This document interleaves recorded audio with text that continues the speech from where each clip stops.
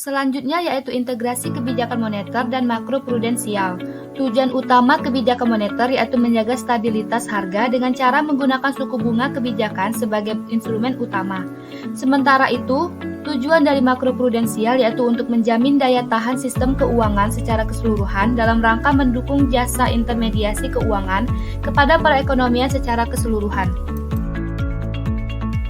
Kedua yaitu karakteristik respons. Diskresi memberikan ruang gerak bagi bank sentral untuk melihat dampak kebijakan makroprudensial terhadap sistem keuangan dan perekonomian, serta melakukan penyesuaian-penyesuaian terhadap pendekatan yang digunakan dan melakukan judgement terhadap kebijakan yang akan diambil ke depan.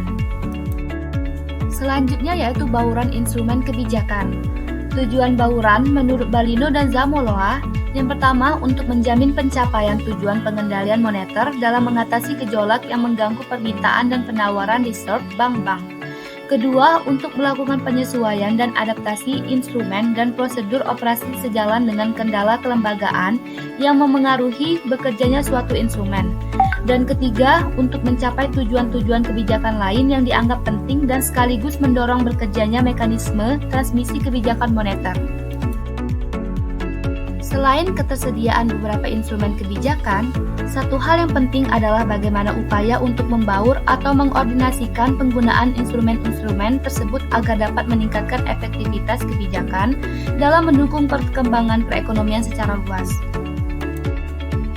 Agar integrasi kebijakan moneter dan makroprudensial dapat dilaksanakan dengan baik, terdapat beberapa persyaratan. Yang pertama, perlunya pemahaman yang baik terhadap kerangka keterkaitan antara kebijakan moneter, kebijakan makroprudensial, dan kebijakan mikroprudensial. Kedua, perlunya pemahaman mengenai mekanisme kerja transmisi kebijakan moneter dan makroprudensial dalam mempengaruhi kegiatan ekonomi. Keberhasilan pencapaian tujuan kebijakan moneter dan kebijakan makroprudensial harus memperkuat satu sama lain. Untuk memperkuat ketahanan, sistem keuangan akan memperkuat kebijakan moneter antara lain dengan melindungi ekonomi dari gejolak sistem keuangan yang tajam. Sementara itu, kebijakan makroprudensial akan mempengaruhi kondisi pasokan kredit dan transmisi kebijakan moneter.